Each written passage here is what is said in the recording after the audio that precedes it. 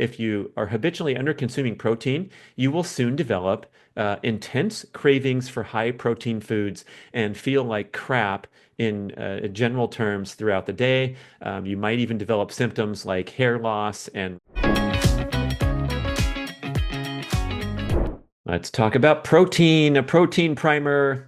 How much protein do you need to survive and thrive? What are the amounts contained in certain dietary foods? How can you ensure that you get enough protein every day? And it's great to see the dietary nutrition experts actually agreeing on something today, and that is that protein is the number one dietary priority for the human to survive and thrive.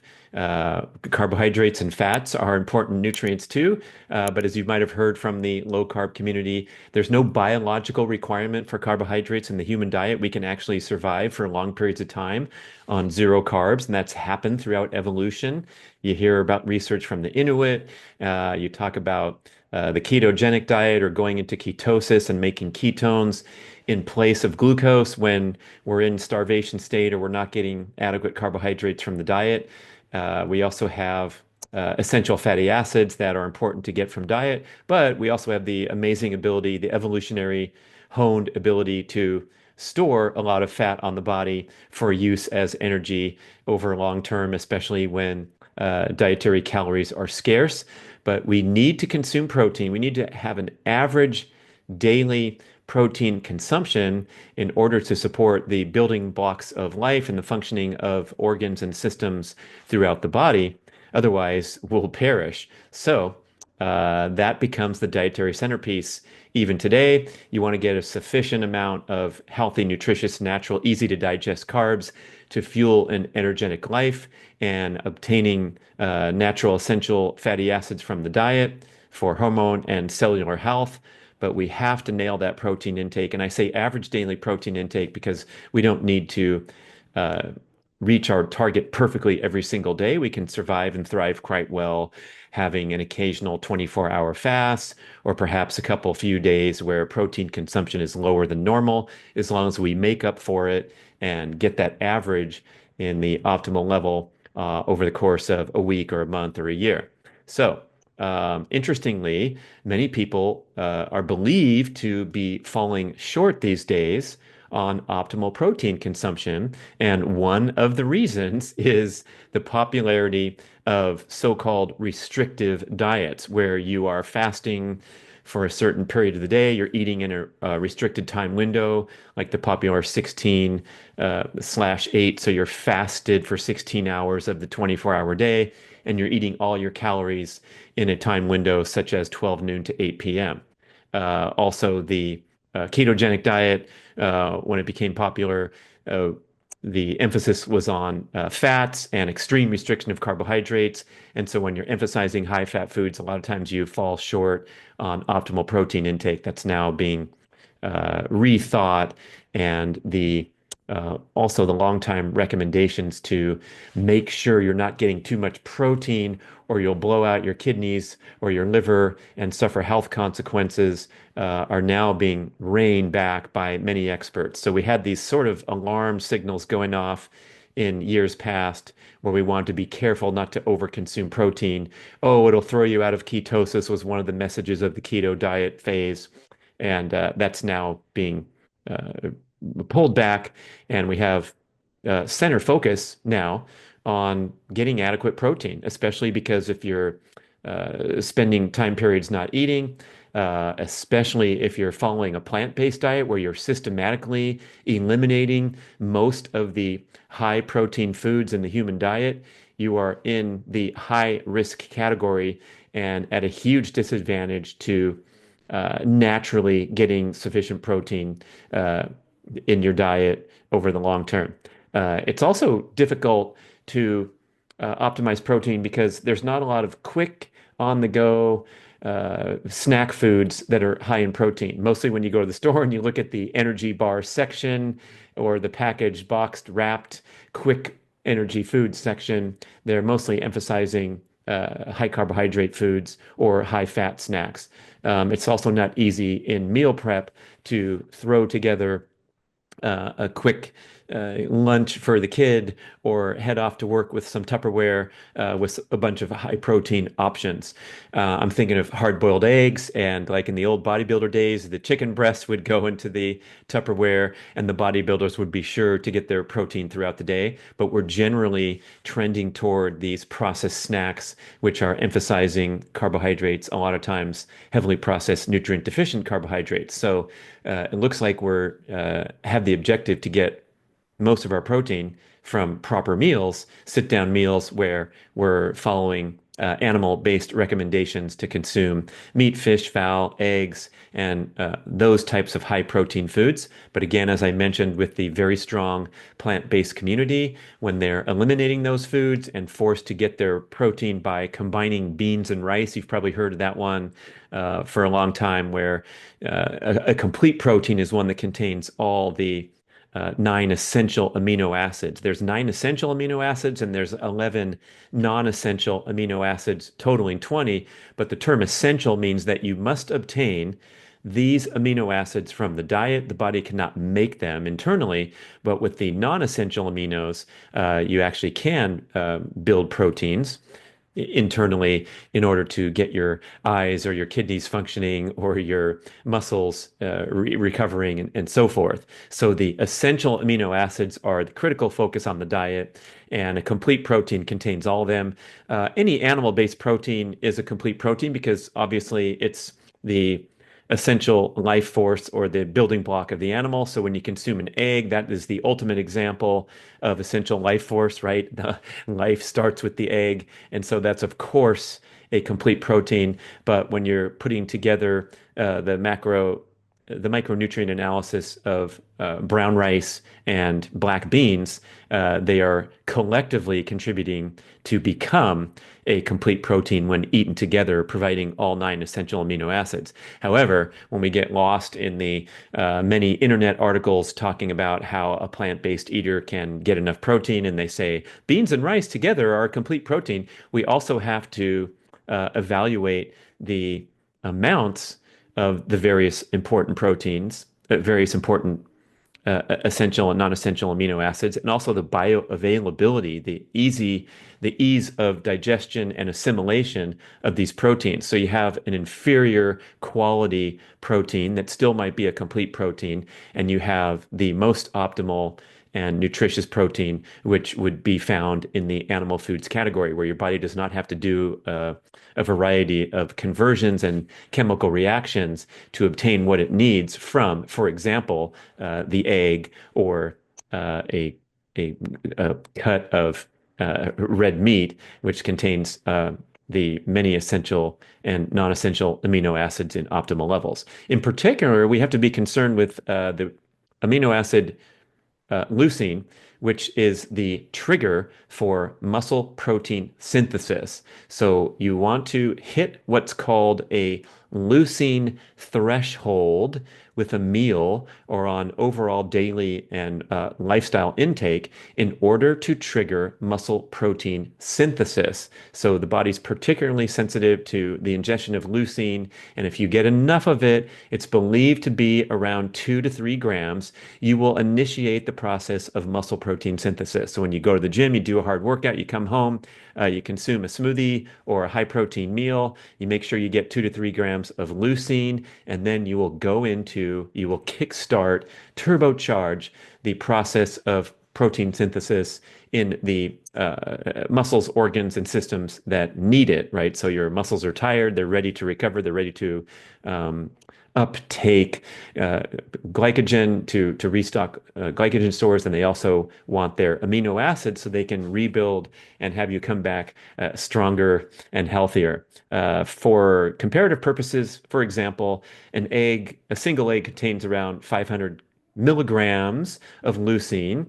And so if you want 2 to 3 grams of leucine to trigger muscle protein synthesis, you're talking about sitting down and eating 4 to 6 eggs. And of course, the various other foods, especially animal foods, will likely help trigger muscle protein synthesis after a nice sit down meal.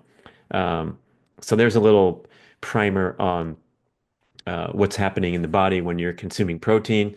We're now, like I said, experts are in agreement that protein is the primary dietary focus. One of the big reasons is because the most profound longevity strategy is maintaining muscular strength and mass throughout life. If you have good muscle through the years of aging, you are going to fare much better than someone who is suffering from the widespread condition that is the essence of accelerated aging called sarcopenia. That's the age-related loss of muscle mass or muscle strength. I like how Peter Attia, in his book Outlive, explains that he's changed his thinking over the years, where he used to think diet was the number one driver of longevity, and now nothing else even close, quote unquote, that exercise and particularly maintaining muscle mass and muscle strength throughout life is the number one longevity intervention ever discovered. So staying strong means you got to go work out and put your muscles under resistance load.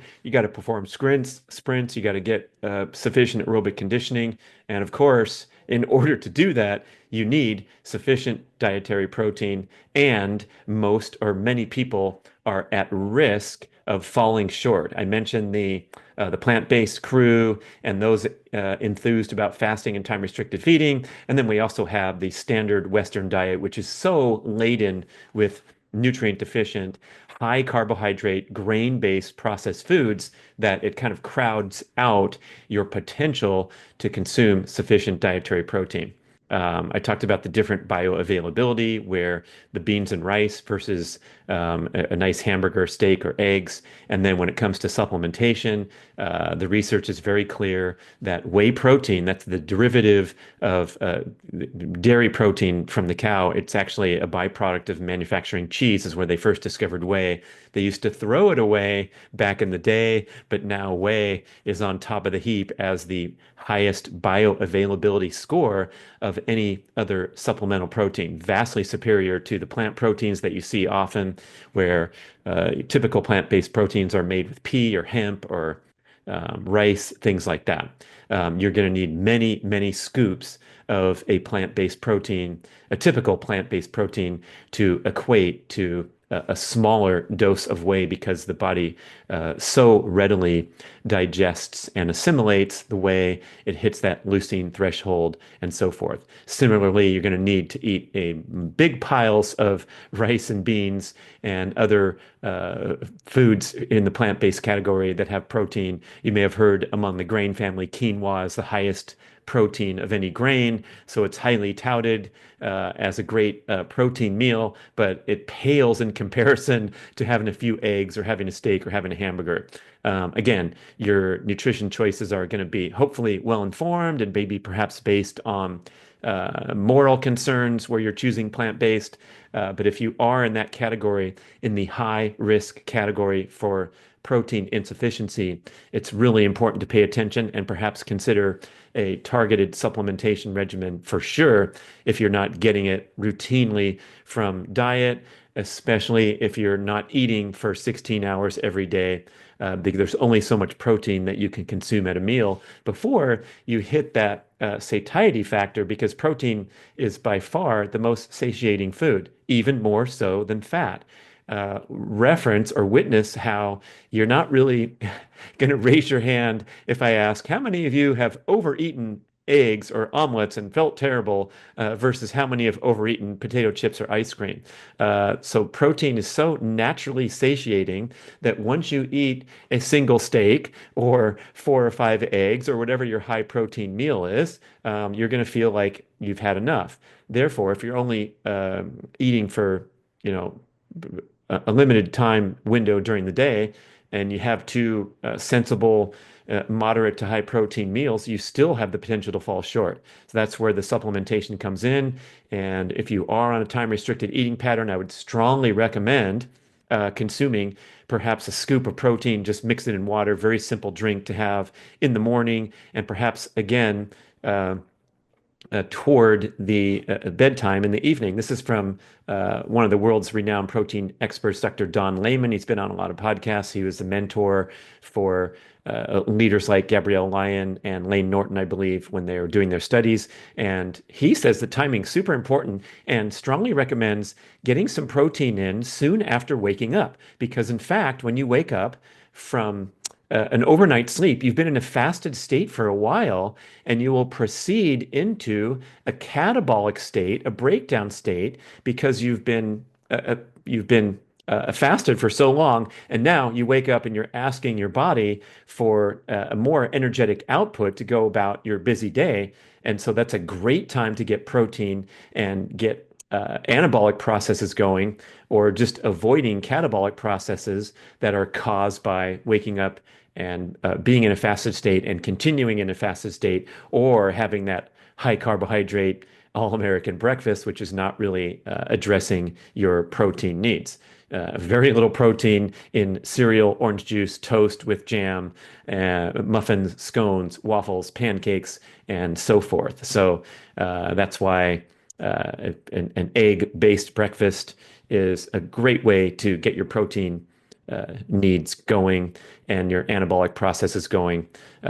Cynthia Monteleone, my former podcast guest, world champion sprinter, she recommends steak for breakfast, even if you're heading out to a workout soon after, because it's not difficult on the digestive system. It gives you those amino acids and other important micronutrients that will help you as an athlete, and it's a nice twist on the carbo loading breakfast that we've been socialized to think is important for athletes in the past. Okay, so I'm going through the overview, and the next thing we want to hit is what is the recommendation for sufficient protein intake? The first thing I want to say here when we hear so much about this is it's pretty hard to measure unless you're obsessively using a very accurate app or internet program and carefully measuring, weighing, or determining how many ounces of whatever you're consuming. So I think what's nice here is to get a general idea of the relative protein contribution of certain popular foods and take it from there and kind of get a ballpark feeling for how you're doing and perhaps areas of potential improvement where you can go up from your typical morning breakfast of two eggs to four or five, knowing that it's really contributing nicely to your protein needs and a wonderful nutritional complement. So the old recommendation in progressive health circles was to strive to consume around 0.7 grams per pound of lean body mass, not total, but lean body mass. So I'll use myself as an example. If I weigh 165 pounds and I'm 10% body fat, that means I have around 150 pounds of lean body mass. So if I'm shooting for the old recommendation that we've been talking about in books in years past, 150 pounds of lean mass times zero point 0.7 would be 105 grams per day of average protein consumption. Uh, for other reference, you might have heard of the U.S. Recommended daily allowance, the U.S. RDA. They have an RDA for all kinds of different micro and macronutrients. And it's important to realize that the US RDA, established many decades ago with some pretty rudimentary science, is an actual recommendation for survival, not for optimization. So when we banter about and wonder, what's the US RDA for protein? Well, guess what it is? It's 0.36 grams per pound of total body weight.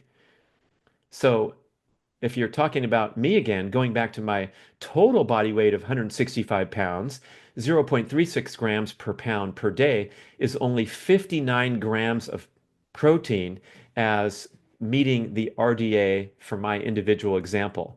And now the new, widely touted recommendation by forward-thinking protein experts is to strive to consume 1 gram per pound of your ideal body weight. That goes for people who are suffering from obesity and want to drop 20, 30, 40 pounds. So they're going to use their ideal body weight, eliminating that calculus of the excess body fat. So let's say I'm pretty near my ideal body weight of 165 pounds. I'm going to go very easy to calculate too. That's what's good about the new recommendation. Hey, how much do you weigh? Or how much do you want to weigh? If you're a little bit over, that's how many grams you need. So today I'm striving for 165 grams per day on average, whereas before it's down to 105. That's a significant difference. And in recent years, I can report that I do feel better and feel like I recover better as I've made a concerted effort to bump up my protein intake. When I say recent years, especially with the advent of the B.rad whey protein plus creatine superfuel, where I consume the heck out of my own product in the name of R&D, and yeah, I get a good deal on it too. But even years prior to that, I was realizing the importance of consuming adequate daily protein and how difficult it is to get strictly through sit-down meals. So I know there's always that counter argument in the supplement world, wondering if you need to spend your money on this stuff. And of course you don't, and you can really optimize your diet and get everything you need from diet. However, when it comes to protein, like I mentioned, there's not a lot of high quality snack foods that are high in protein.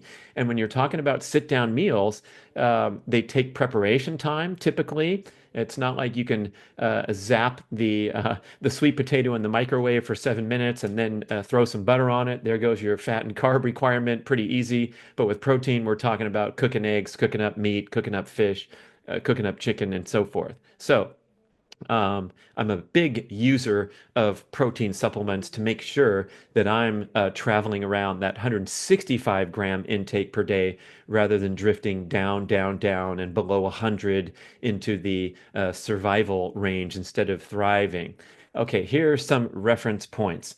An egg contains 6 grams of protein. That's surprisingly low when I learned that. The protein is in the white, while the yolk is nutrient rich with fat and other the B vitamins, the choline, the A, D, E, and K, and things that are difficult to get from other areas of the diet. So the yolk is one of the most nutrient dense concentrated sources of great nutrition on earth. If anyone, including your physician at your last checkup, is telling you to cut back on egg consumption in the name of watching your cholesterol levels, this message has been refuted by emerging science and is, in fact, it's about 40 years outdated. The widely respected Framingham study drew the conclusion that there is no correlation between dietary cholesterol intake and blood cholesterol levels. If you systematically underconsume cholesterol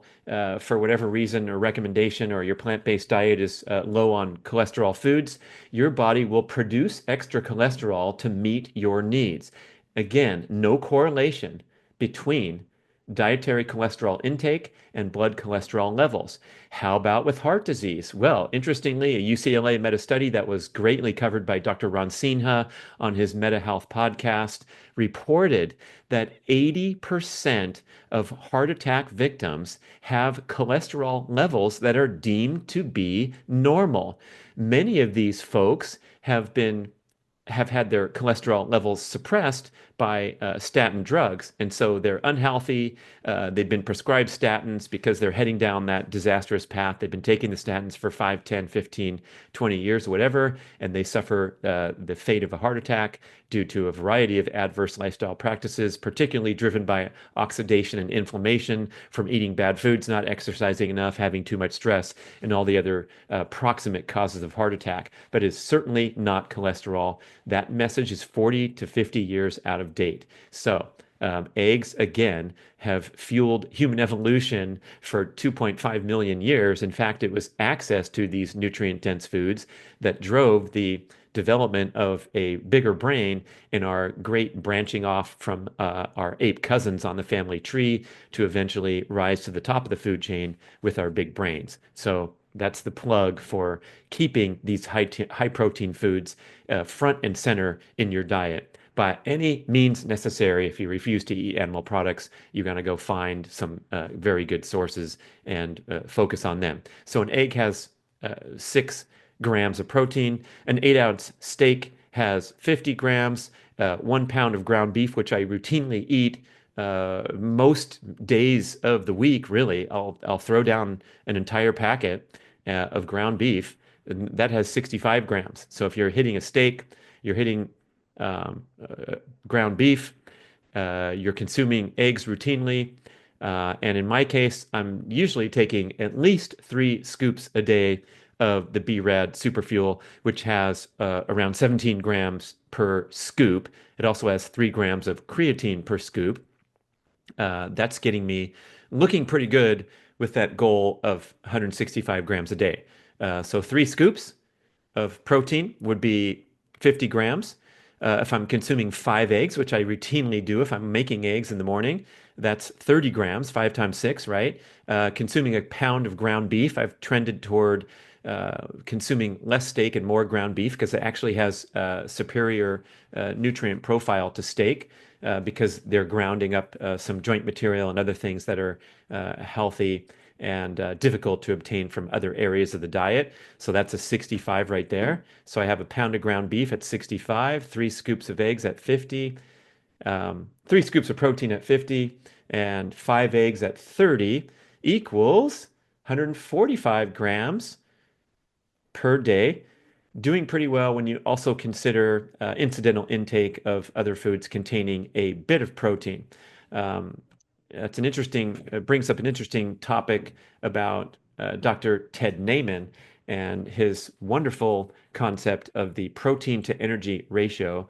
They wrote a book about that, co-author William Shufelt, who I've had on my podcast, and also a protein expert with a lot of good information there. But the theory, the idea behind the protein to energy ratio is that the brain has a deep-seated biological craving to optimize protein intake in life. And so we are driven to consume these foods to the extent that we get our protein needs met. We have a ravenous desire for protein because it is so important to uh, survival and thriving when we get plenty. And so, if that's true, what happens when we are presented with foods that are minimal in protein content? We are going to habitually overconsume them in a futile effort to get our protein needs met. And that is essentially what the packaged processed food world is filled with, are foods that are high in both carbohydrates and fats together. When you combine those two, which is unnatural and rarely discovered in nature, it kind of hijacks the pleasure receptors, the dopamine receptors in your brain, and so it tastes really good to combine fat and carbs together. Think about the indulgent foods that are, high on our list: cheesecake, ice cream, potato chips, even pasta with, meat and things like that. We're combining fat and carbs together to get a wonderful hit of instant gratification. So the bag of potato chips or the pint of ice cream, we will have a habitual and deep-seated biological tendency to overconsume because they are so low in protein. It's going to take a lot of consumption to get our protein needs met. It's a real wake-up call when you think about your snacking habits, or when you skip a couple meals and you're getting busy and you're reaching for something and you end up reaching for way more than you thought. It could be an important influence would be this protein to energy ratio. A scoop of ice cream or a potato chip is only about 5% protein. So it's mostly the combination of carbohydrates and fat, which hits that pleasure receptor, but does not give you what your body deeply craves and requires. So that's the pitch for putting protein as the centerpiece of your diet. Now, what happens when you kind of slip on this objective is you're going to have adverse health consequences. At the extreme, Chris Kresser talks about this. If you are habitually under consuming protein, you will soon develop intense cravings for high protein foods and feel like crap in general terms throughout the day. You might even develop symptoms like hair loss and receding gums, and that's a lot of things that we've seen in the extreme vegan community, like the macrobiotic vegans, where they stick with vegan foods and they don't even cook them. That's a belief system where you're getting more nutrition if you don't cook the carrot or what have you, which is true in a sense. When you cook foods, you minimize the nutrient content through cooking, but you also increase the digestibility or improve the digestibility. So you're going to get yourself into trouble if you are extremely protein deficient. But what we're really concerned about here is that mild, chronic protein deficiency where you're really operating at level 5 or level 6 instead of your potential for level 7 or level 9. You want to be in a metabolic state or an anabolic state rather than a catabolic state, or keep dipping habitually into a mild catabolic state when you actually could be recovering and improving. I want to make that a very simplified commentary there because at all times our body is undergoing both anabolic and catabolic processes at the same time. That's called amphibolic. And sleep is the best example where you are breaking down and you're in a fasted state, right? That's why Dr. Lehman wants you to take protein in the morning. So you have some catabolic processes going on while you're sleeping, but also you have some really profound anabolic processes where you're repairing and restoring while you're sleeping. So it's just that general concept of getting enough protein every day to be absolutely sure that you are not compromising your ability to perform and recover. That hopefully will help you raise awareness of what's going on in your diet, where to get the good protein foods. I would love for you to try my B.rad whey protein plus creatine superfuel. We can do a whole show on the amazing benefits of creatine. It's the number one most studied and most valued performance supplement of all time for a variety of reasons related to muscle performance recovery and also now brain health and protecting the brain neurons from age-related cognitive decline. So creatine is hot stuff, and whey protein is right up there with probably the two most important things that you can consider for dietary supplementation. And we have the unique product that puts them both into the single scoop for your convenience. You can check out B.rad Superfuel on Amazon and also on bradnutrition.com. But my habitual use of just taking a scoop and putting into water, stirring a few times with a spoon, it goes down really easy. It's got a light, pleasant, natural taste, unlike most protein supplements, which are overly sweetened and have a lot of artificial stuff in there. So it's really no bother to start your day with a scoop and a few stirs. Or you can make a fabulous smoothie, as I've shown my videos, and putting in things like frozen bananas and really making them delicious and a more wholesome and more satisfying meal. But when I'm on the go, putting that scoop into water and making that part of your day and adding that 17 grams to your total is going to help you get dialed in there as you strive to consume around 1 gram per pound of your ideal body weight every day with protein. Maybe this show will bring up some questions. So email and we'll talk about it on a Q&A show, podcast@bradventures.com. I really appreciate you listening and getting focused on the number one dietary priority of protein. Da da da da.